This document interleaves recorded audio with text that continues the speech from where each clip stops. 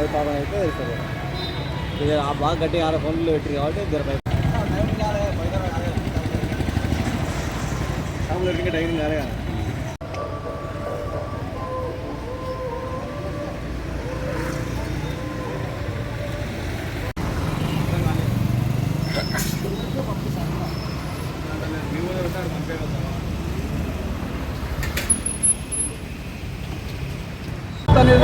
గత శుక్రవారం అమావాస్య నాడు బాదేపల్లిలో పురాతన రంగనాయకస్వామి గుట్టపై రంగనాయకస్వామి గుండాన్ని మరియు కట్టడాలను దేవులను ధ్వంసం చేశారని చెప్పేసి కేవలం గుప్త నిధుల కోసమే అక్కడ ధ్వంసాలు పనులు జరిగినాయని చెప్పేసి భక్తులు కానీ ప్రజలు కానీ విశ్వసిస్తున్నారు.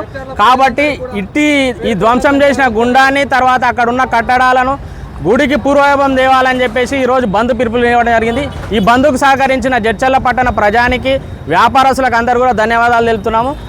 ఈ గుండాన్ని ఎవరైతే ధ్వంసం చేశారో అతని మీద భవిష్యత్తులో ఎవరు కూడా గుడ్ల ద్వారా కానీ దేని దగ్గర కూడా రాకుండా ఉండాలంటే కఠినమైన శిక్షలు వేసి అతనికి ఇంకోసారి వేరే వాళ్ళు చేయాలంటే కూడా భయపడే విధంగా శిక్షలు విధించాలని చెప్పేసి భక్తుల తరఫున కోరుతున్నాము. మరీ ముఖ్యంగా అంతా జడ్చర్లనే కాదు భక్తులందరూ కూడా అక్కడ గుప్త నిధుల కోసమే తవ్వకాలు జరిగాయని చెప్పేసి అనుకుంటున్నారు. కాబట్టి దీని మీద నిజ నిర్ధారణాలు పోలీసు వారు వెలికితీసి ప్రజలకు తెలియజెప్పాల్సిన అవసరం ఉంది. కాబట్టి పోలీసు వారు ముందు విచారణ చేసి అతి త్వరలో దోషులకు శిక్ష పడి నిజాలు బయటికి తెలపాలని కోరుతున్నాం. ఈరోజు జడ్చర్ల మున్సిపాలిటీ పరిధిలో శ్రీ రంగనాయకస్వామి గుట్ట పైన అనుమతులు లేకుండా మనకు వెనుక నుంచి దాదాపు 700 సంవత్సరాల క్రితం నుంచి ఉన్న కోనేరుని అక్కడే ఉన్న వ్రతాలు చేసే మండపాలని ఆ పైన ఉన్న పర్యావరణాన్ని 100 సంవత్సరాలు ఉన్న చెట్లని పర్యావరణ వికృతంగా మొత్తం అక్కడ వికారంగా వినాశనంగా మొత్తం ఇష్టానుసారంగా దాన్ని ధ్వంసం చేయడం జరిగింది. వెనుక నుంచి ఉన్న కోనేరుని కూడా ఆ కోనేరులో ఉన్న వాటర్ని తీసుకుపోయి రంగనాయక స్వామికి అభిషేకాలు చేసే కోనేరుని కూడా భూస్థాపితం చేయడం జరిగింది. దానికి మేము నిరసనగా ఈరోజు జడ్చర్ల హిందూ బంధువులందరి సమక్షంలో స్వచ్ఛందంగా బంద్ ప్రకటించాము.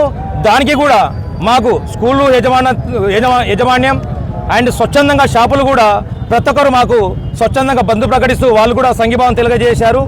ఇట్టి కోనేరుని మూసిన అక్కడ ధ్వంసం చేసిన ఏ వ్యక్తి అయితే ఉన్నారో అవి కఠినంగా చట్టపరంగా శిక్షించాలని మా అందరి ముక్తఖండంతో ఏకీభవిస్తూ ఇట్టి బంద్కి నిరసన తెలుపుతున్నాము.